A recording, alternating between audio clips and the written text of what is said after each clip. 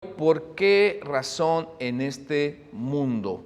Y esto tiene que ver con lo que los cristianos creemos. Y creemos en relación a Dios, a Jesús. Y que para algunos les podría parecer loco lo que vamos a decir.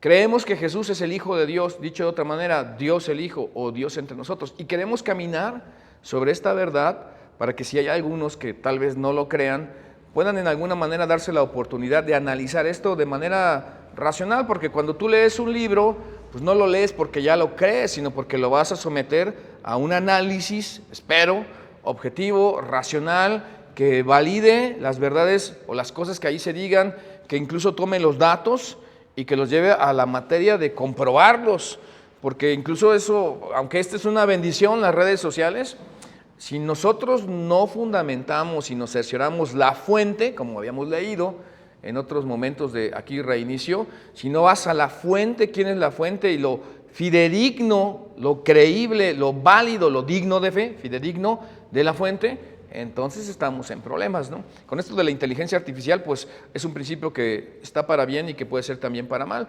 Y frecuentemente mi hija, la que me queda soltera, también son de caro, pero es una manera de decirlo. O sea, nuestros hijos, Samuel, Ani y Liliana, ya hasta supieron cómo se llaman. La que me queda soltera, no se aceptan peticiones, me queda soltera, por cierto, para que si alguno estaba apuntando, ay, qué creído este pastor, ¿no? Bueno, ella me dice, papá, aquí está, le digo, ¿es inteligencia artificial esto? Yo ya la verdad dudo de todo porque la gran mayoría es inteligencia artificial. Así que los cristianos creemos que Dios se hizo uno de nosotros. Eso es lo que creemos.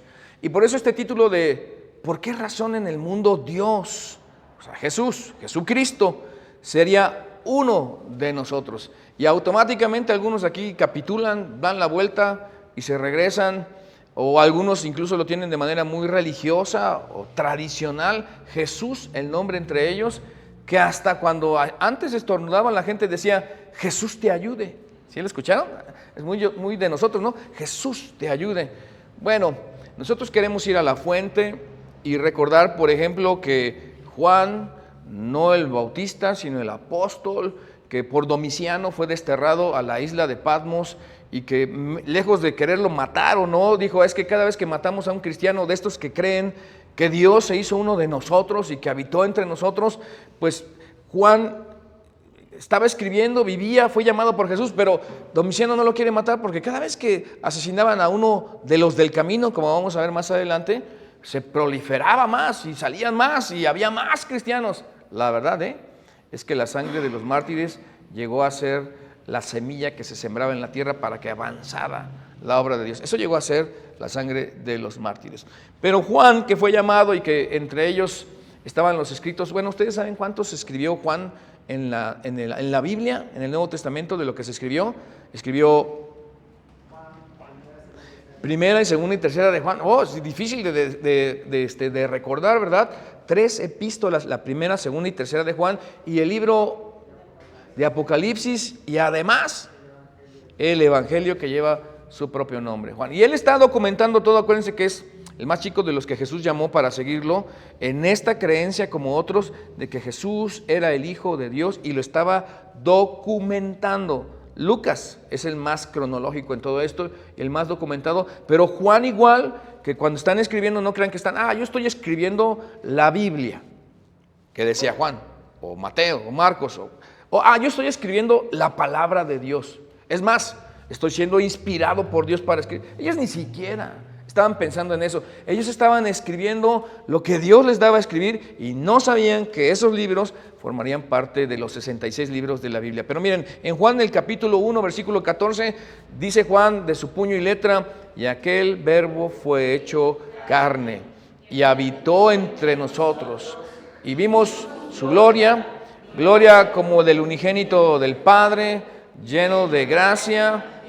Así que los que han ido a acampar saben que es como llegar y poner una tienda de campaña y decir, aquí hacer un surco alrededor de la tienda de campaña por si llueve, y poner las estacas lo mejor que se pueda porque el viento sopla cuando estás acampando, y hacer todo lo concerniente. Cristo vino y habitó su casa de campaña entre nosotros. Ahora, cuando dice vimos, pues ahí está Pedro, ahí está Mateo, Ahí está Judas, no el Iscariote, pero también el Iscariote.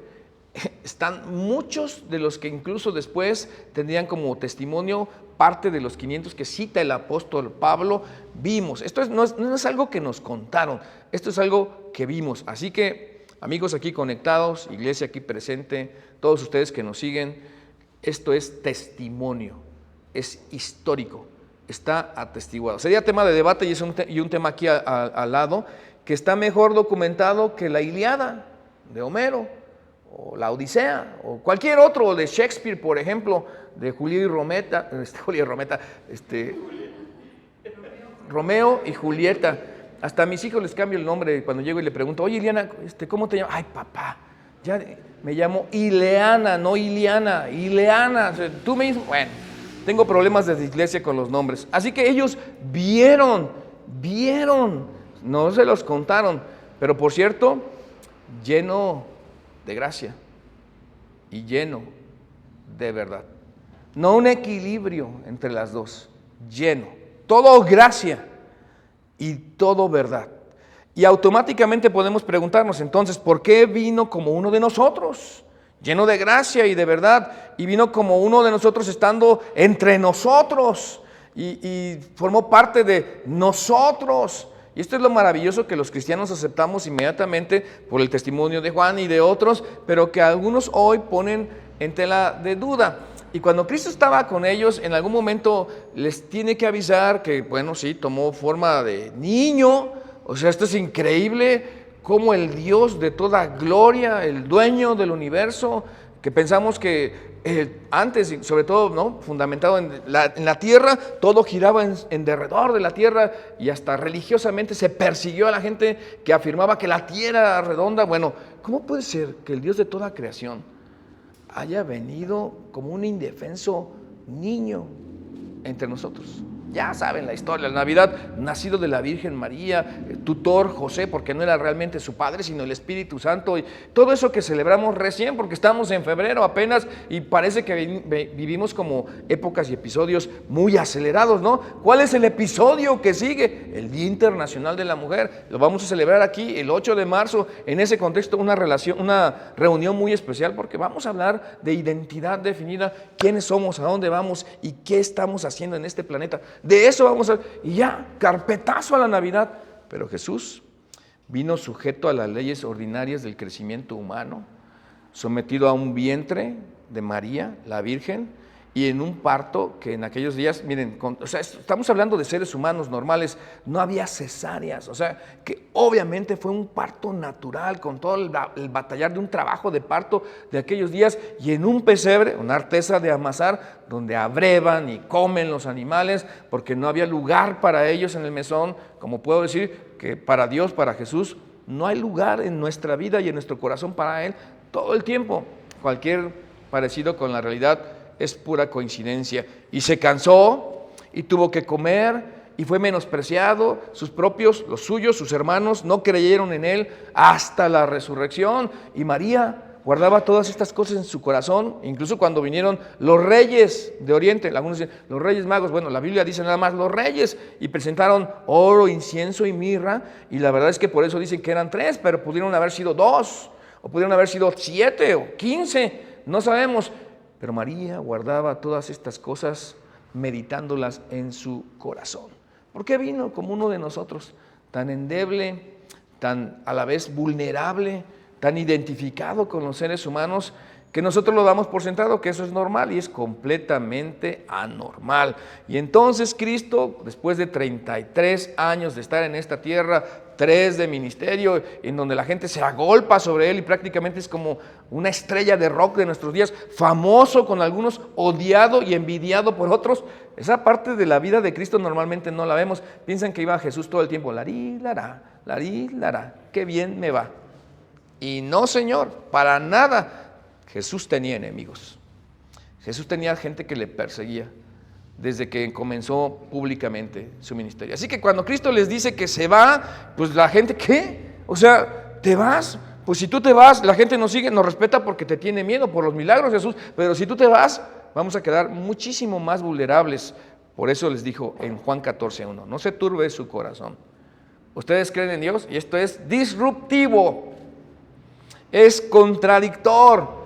Es cuando alguien dice algo como esto es para que abandones la sala en donde quieras que estés, ¿no? En donde creas que estés. Crean también en mí, porque hasta ahorita has venido creyendo en Dios, pero de aquí en adelante dijo Jesús, tienes que creer en mí, a quien ves, con quien has comido, con quienes hemos caminado, las veces que les he llamado la atención, ustedes que me ven como un simple hombre inmortal, pues yo soy Dios entre ustedes. Por eso aquí es cuando la gente se levanta de la sala y se va. Y si hay una razón para no creer, yo te la daría aquí. O sea, no hay razón, pero si quieres tener una razón para no creer, para reflexionar, esta sería: ¿cómo un hombre siendo hombre se hace Dios? Que es exactamente lo que está pasando aquí. Él está reclamando ser Dios y ser lo más cercano que la gente tendría de Dios aquí entre nosotros, y que Jesús había venido para dar a conocer a Dios entre nosotros, y es más, para estar cerca de nosotros. Por eso cuando dicen, crean también en mí, así como has venido creciendo, confiando y creyendo en Dios, ahora es conmigo el asunto. Y por cierto, cuando la gente está así, que no puede entender lo que está pasando, les dice, en la casa de mi Padre hay muchos aposentos. Lo decimos así hasta de broma, ¿no? Muchas moradas hay. Y sí, o sea, moradas de residir, de morar. Si así no fuera, yo les hubiera dicho. Así que voy a preparar lugar para ustedes. Voy a preparar lugar para ustedes. Pero no termina ahí, tiene la atención de todos, como creo que tengo ahorita la atención de ustedes. Dice el versículo 3, y si me voy, o sea, está hablando de irse de un camino y les preparo lugar, vendré otra vez. Esa es una promesa, y los llevaré conmigo para que donde yo esté, también ustedes estén. Así que ahí se levantan todos y dicen, a ver, ni siquiera sabemos de qué estás hablando, Jesús. O sea, no te entendemos. Esperábamos un reino político, geográfico, real en esta tierra, y tú ahora vienes después de todo este escándalo que has armado, que te vas y nos vas a dejar.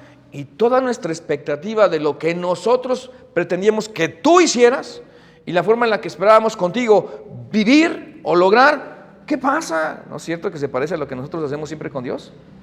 Tenemos nuestra propia expectativa de cómo debe ser Dios, de cómo se debe portar Dios, de cómo se explica Dios, de qué me debe dar Dios, de qué me merezco, según yo, que Dios me debe dar. Entonces la gente está diciendo, ¿cómo que te vas? Bueno, entonces Cristo, como le caracteriza y es magistralmente una persona que sabe comunicarse con los suyos y lo hace lo más sencillo, cosa que nosotros los predicadores, los maestros, a veces nos adornamos y sacamos palabras rimbombantes y que sean así como de mucho caché, ¿verdad? Y no, este mensaje es sencillo. Y ustedes saben a dónde voy, les dijo Jesús, y saben el camino. Así que aquí está a dónde yo voy. Ustedes saben, porque esto se trata del camino, y retratan esta palabra del camino, porque de hecho, cuando hablamos del cristianismo en sus albores, así se conocía a los seguidores de Jesús, los del camino. No había religión, no había mucho menos denominaciones cristianas, no, esto era la cuestión de un movimiento que Jesús lanzó desde el día cero y que se llama iglesia, los del camino. Y ustedes saben a dónde voy y saben el camino, y entonces irrumpe allí Tomás. Miren, hago una pausa, porque gracias a Dios por Tomás. Pero no sé si ustedes puedan identificarse y ser empáticos conmigo, pero a mí, cuando alguien tiene el ministerio de Tomás exacerbado, me desesperan, la verdad, ¿no? Miren nada más lo que va a decir Tomás. Tomás le dijo, Señor, no sabemos a dónde vas. Entonces Cristo le voltea y le dice, ¿qué pasó? O sea, son personas, son los discípulos. O sea, Tomás, otra vez tú, Tomás. Mira, no, aquí todavía no está, pero Tomás va a ser hasta que no viere la señal de los clavos y metiere mi mano en el costado, no creeré. Ese es Tomás, todo el tiempo dudando, todo el tiempo metiendo el pie, todo el tiempo viendo lo pesimista del asunto, todo el tiempo cuestionando, todo el tiempo pidiendo información, todo el tiempo. ¿Ya los desesperé un poquito? ¿Ubicaron a un Tomás en su vida? Dios los ampare. Bueno, Tomás le dijo, Señor, no sabemos a dónde vas. Y Cristo podría decir, sí sabes, somos los del camino. ¿Cómo pues podemos saber otra vez el camino? Y Jesús le dijo, yo soy el camino. Esta es una de las más hermosas aseveraciones, que es arrancada por la actitud constante de Tomás de cuestionar, de preguntar, de instigar, de estar así como no quiero decir como cuchillito de palo, pero casi así con el Señor, todo el tiempo, ¿no? Arrancó esto de Jesús, yo soy el camino. Así que por eso son los del camino los que siguen a Jesús, porque Él es el camino y la verdad y la vida. Noten que la conjunción y exige la mención sin omisión de la verdad y la vida. O sea, Cristo es tanto el camino, la verdad y la vida, el camino, la verdad, camino y vida. O sea, invariablemente tienen que ir juntos. Todo eso es Cristo. Y por cierto, nadie viene al Padre sino por mí. Así que es el camino. Entonces, ¿dónde surge todo esto que hoy conocemos como religión o como denominaciones? Exacto, ustedes tienen la respuesta. Nosotros, los seres humanos. Porque la versión de cristianismo, creo, la original versión única versión de cristianismo es Cristo. No hay más, es Jesús, nuestro Señor. Todo lo demás, eso es tema de nosotros los hombres. Ahora, esto no es una retórica o un chantaje o un boomerang de parte de Cristo, pero les dice en el versículo 7, si me conocieran, puede ser que sí, porque es condicional. Si me conocieran, también conocerían a mi Padre. Y desde ahora le conocen y lo han visto. O sea, otra vez, aquí les va, discípulos, estamos en un punto de mi ministerio, ya he caminado lo suficiente con ustedes. Yo y el Padre uno somos. Lo más cerca que tú estarás de Dios es yo o a mí mismo, dentro o alrededor de ti. Lo que tú has visto, esta es la versión en tus términos, en tu alcance, bajo tu percepción, de traer a una expresión humana la potencia y la inmensidad de Dios, porque no hay manera que yo me comunique con mis criaturas si no me hago una criatura también entre ellos. Y eso es de maravillarse. La verdad es que no hay palabras para expresar la humildad que eso reclama. Contrario, y esto no está en el plan de nuestro mensaje, pero todas las expresiones de egoísmo, de soberbia, de petulancia, de autosuficiencia, de ironía de los seres humanos, la verdad es que es completamente contrario a lo que Dios, si partimos de la presuposición de que Jesús es Dios, tenía en su corazón. Todos los seguidores de Jesús, si hay algo que nos debería caracterizar, y digo nos debería, me incluyo, es la humildad, no la autosuficiencia, no la arrogancia, no la petulancia, no el ser engreído o no los que se le saltan los ojos de gordura porque logran con creces los antojos de su corazón. Deberíamos ser sencillos, humildes, arrepentirnos, reconciliarnos. Si creyéramos que Jesús incluso no es Dios, que nosotros los cristianos creemos que sí, ojalá y que en algún punto tú llegues a ese punto, de cualquier manera, al seguir a Jesús como maestro, pues Él es humilde, Él es sencillo, nada arrogante. Así que podría preguntarle Jesús a Felipe, ¿quieres saber cómo es Dios? Ese es el punto de esta frase para ubicarnos en lo que estamos parados en esta noche. Fíjate en mí, diría Jesús. Y no estoy hablando de la tesitura de mi voz, no estoy hablando del color de mis ojos, ni siquiera de la complexión atlética, que por cierto debió ser muy fuerte la de Jesús, porque no tenía nada de pecado en su persona, y el pecado deteriora de todo sentido. Así que, ¿quieres ver cómo decido? ¿Quieres ver cómo pienso? ¿Quieres ver cómo trato? ¿Cómo hablo? ¿Cómo me relaciono con las personas? ¿Cómo me conduzco? ¿Cómo enfrento la oposición? ¿Cómo perdono a las personas? ¿Cómo administro mis recursos? ¿Quieres saber cómo hace todo eso Dios? Fíjate en mí. Y de verdad que los creyentes, los cristianos, teniéndolo tan cerca ahí todo el tiempo, ¿por qué no leemos ya no los 66 libros de la Biblia? ¿Por qué no leemos Mateo, Marcos, Lucas, Juan, que son los evangelios, para estar cerca de Jesús? Aquí hagan un paréntesis, qué bueno que lo preguntan. Miren, déjenme decirles, de verdad que me logra irritar un poco cuando alguien habla de algo que nunca ha leído. En cualquier área, imagínate 30 y algo de años de pastor y casi 40 de cristiano, y que he leído algunas veces la Biblia, o sea, no es ufanarme aquí, sencillamente, ¿qué pecado sería que nunca hubiera leído la Biblia si soy pastor, verdad? Y luego viene alguien y te dice, es que la Biblia dice, ¿dónde? A ver, dime dónde. No, bueno, pues por ahí dice, pero no dice eso que dices, ¿qué dice? Y, en fin, ojalá y esto te anime a leer la Biblia, porque está tan cerca a conocer a Jesús en los evangelios, que básicamente esa es la motivación de lo que te estoy diciendo. Así que Felipe le dijo, Señor, otra vez Felipe está perdido, ¿verdad? Porque Felipe, ya saben, le gusta llevar la contra, ¿no? Muéstranos el Padre también, como con eso nos basta. Así que ahora Tomás se suma con Felipe. Felipe es un poquito menos que Tomás de insidioso, pero sigue insistiendo de la misma manera y decir, a ver, ¿a quién de nosotros aquí presentes no nos gustaría tener certidumbre, claridad en todo lo que hacemos? Pues claro que sí nos gustaría tener esa certidumbre, esa claridad, ese sentido de dirección y pertenencia y decir, Dios, ojalá y que no sea yo estando solo en mi casa un día en la noche y en mi cama y que Dios se aparezca. O sea que me daría miedo. Miren, hasta ahorita o sea, no quisiera una manifestación. Pero ¿cuántos no quisiéramos? Dios, en alguna manera, manifiéstate y hazte presente en nuestra vida. Esos reclamos muy humanos que tenemos, paréntesis, caprichosos de los seres humanos, un Dios a manera, a modo y a bolsillo que se tiene que manifestar cuando yo quiero, como yo quiero y en donde yo quiero y porque yo quiero. ¿Cómo se escucha todo eso? Pues eso es parte de la religión, de la necesidad de los seres humanos. Con eso tenemos, algunos pueden pensar, válido o no. Jesús le dijo, hace ya tanto tiempo que estoy con ustedes y tú, Felipe, ¿no me has conocido? Es cuando yo digo que algunos se han ido, aunque todavía siguen sentados en algún auditorio. Están sentados, pero aquí ya se fueron, y aquí ya se fueron. Algunos ni siquiera nunca han llegado. O sea, están ahí sentados, pero no han llegado, no han hecho clic.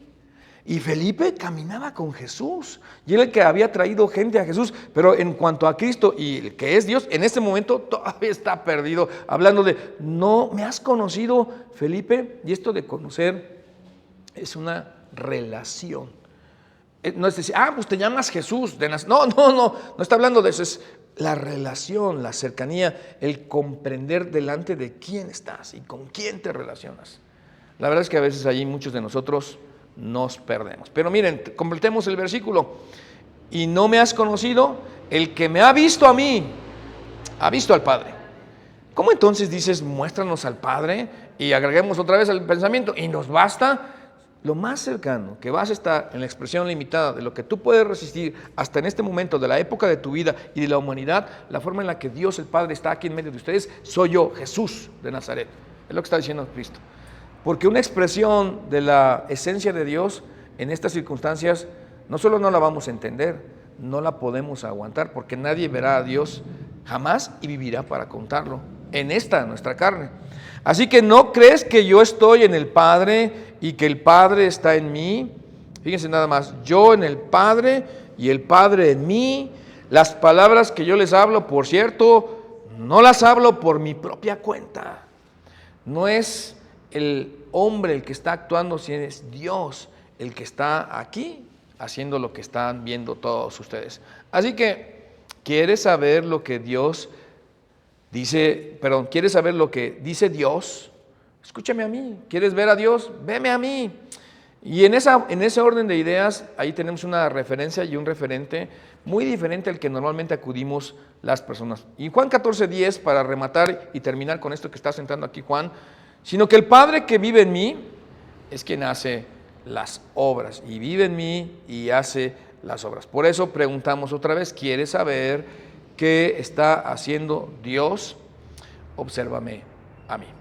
Pero tenemos un gran problema. Lejos de ir a los evangelios para buscar y retratar a Jesús y entender quién es Dios, cómo actúa, cómo piensa, todo lo que ya dije que Dios hace y más para nosotros, estamos con percepciones y podemos preguntarnos, ¿por qué razón en este mundo Jesús habría de venir? Sencillamente para comunicar y demostrar cómo es Dios. ¿Quieren repetir eso conmigo? Porque es la clave medular de esta enseñanza en este día. ¿Por qué razón Jesús vino a este mundo? Para comunicar y demostrar. Una última vez, por favor, de este lado se los digo a esta cámara y todos acá repiten.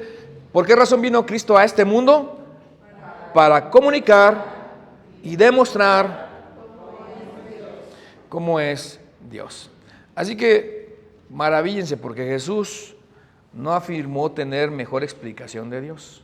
Porque todo el mundo anda buscando explicaciones de Dios en este mundo y anda rastreando y hasta poniendo como que su personalidad, o sea, haciéndolo personalizado, como es Dios. Cada quien tiene su versión de Dios. No, para eso no vino. Jesús no afirmó tener una versión, sino Jesús afirmó ser. Y eso es potente. Ser la mejor explicación de Dios. Así que cada vez que pensemos en Dios, tendríamos que ver a Jesús. Y esa es una tremenda bendición que tenemos en este actual tiempo. Déjeme decirlo muy teológico, en esta dispensación. Esto no lo tenían antes. En este periodo de tiempo de la era de la humanidad, tenemos el privilegio de poder ver a Jesús. Pero el problema es que en vez de hacer eso, buscamos en nuestras circunstancias. Y al buscar en nuestras circunstancias, esto es muy relativo, porque el problema en buscar a Dios en nuestras circunstancias y una definición de Dios en nuestras circunstancias y lo que Dios es en nuestras circunstancias, nuestra habilidad para interpretar circunstancias es terrible. Imagínense que llega una niña de 17 años, para ilustrarlo, cristianos, familia seguidora de Jesús, y está la mamá y la hija prorrumpen llanto y dice: ay, mamá, le he rogado a Dios en oración que mi novio me propusiera, tiene 17 años, que me propusiera casarme con él. Y por acá la mamá: y yo le he rogado que no te proponga ese muchacho matrimonio. Y las dos versiones se encuentran, circunstancias difíciles, ¿no? Y luego pasan los años y la muchacha de 17 ya no tiene 17, tiene 25 años. Y ahora dice: le rogué a Dios, qué bueno que Dios me contestó que no, porque ahora me hubiera arrepentido de haberme casado con aquel muchacho. ¿Ven cómo son de relativas las circunstancias? Particularmente, muchachos, escuchen esto, aquí, amigos, que quede en secreto, aquí nada más entre nos, fíjense nada más. Por eso cuando alguien dice: por algo suceden las cosas, a eso se refiere, a nuestra interpretación de las circunstancias, de las que realmente son tan relativas y tan cambiantes, que si nos va bien, Dios estaba detrás del asunto, y si nos va mal, ¿qué pasó? El diablo me atacó. Y si luego en los años, no, es que era Dios que no quería que llegara. O sea, es completamente relativo, pero no es lo único. Fíjense que lejos de ver a Dios a través de Jesús, buscamos en nuestras tradiciones religiosas. Y no sé ustedes en qué tradición religiosa crecieron, pero déjenme hablarlo con toda honestidad, hablando de todos los lados, ¿no? Por ejemplo, los católicos. Si hay aquí un católico que se identifica como católico, ustedes saben que en la iglesia católica dicen no, y sí, así lo harás. Y luego tienes una interpretación de lo que sí debes hacer y lo que no debes hacer, y luego una balanza para ver si más o menos la balanza se inclina para que, ya la hice. O sea, muy relativo el asunto, tradición religiosa. Pero el problema con la tradición religiosa es que las tradiciones sistematizan, personalizan, sobreenfatizan y fosilizan, y todo lo que izan, o sea, le quieres agregar todo un izan, o sea, no un izan, un muchísimo más ahí, ¿no? Como cuando la itis, colitis, flemitis y no sé qué, todo lo itis, aquí es todo lo que se matiza, enfatiza, fosiliza, personaliza. Porque cuando se sistematiza es una regla de creencias que en esta iglesia, incluso de las denominaciones cristianas, no sé en qué denominación cristiana nacieron, pero si hablas en una denominación cristiana farisea o legalista, también es no, o sea, sí. Y las liberales, todo es sí, lo que tú quieras. Y entonces, ¿dónde está el equilibrio de lo que debes? Es completamente interpretativo de donde tú creciste, lo que te enseñaron, lo que en algún momento algunos creyeron que estaba bien, y está sistematizado y personalizado, sobreenfatizado y establecido, o sea, fosilizado. Le voy a dar un ejemplo. La iglesia se promueve y se propone en relación o en contra, porque la religión siempre está en contra. Esa religión que es farisea o legalista siempre dice que Dios está en contra y en contra de todo. Está en contra, ¿no? Esa es la tradición, incluso las denominaciones cristianas. Estoy hablando aquí de religión y estoy hablando aquí incluso de denominaciones cristianas, ¿no? Pero entonces, ya sabes la posición de la iglesia, la que sea, en relación a la gente que hoy se declara gay, ya saben, ¿no? Homosexual o bisexual o no sé qué sexual, porque ya me perdí, la verdad, no estoy diciendo mofa aquí, lo que estoy diciendo es verdad. Y no, y la iglesia se propone y en contra. Y luego resulta que en tu casa un tío, un primo, un hermano, un hijo tiene esa expresión. ¿Qué vas a hacer? ¿Te vas a ir con esa tradición religiosa de lo que dice que se debe de hacer? ¿O vas a considerar cuál es el tratamiento que debes de tener siempre para, miren, me voy a meter en problemas y algunos a lo mejor hasta saquen de contexto lo que voy a decir, pero tu hermano y tu hermana y tu padre y tu amigo y tu primo, será tu hermano, tu primo, tu amigo, sea lo que diga que es, siempre, eso es lo que será. No estoy diciendo que apruebes o que desapruebes, que castigues, no estoy diciendo eso, ni saquen mis palabras de contexto, ¿eh? Lo que estoy diciendo es que será, incluso cuando alguien se divorcia, porque se divorciaron, de verdad, o sea, como si fuera, es la epidemia de nuestros días. ¿Qué dice la iglesia en la tradición? Antes en la tradición, déjeme decirle que los que se divorciaban les decían bye.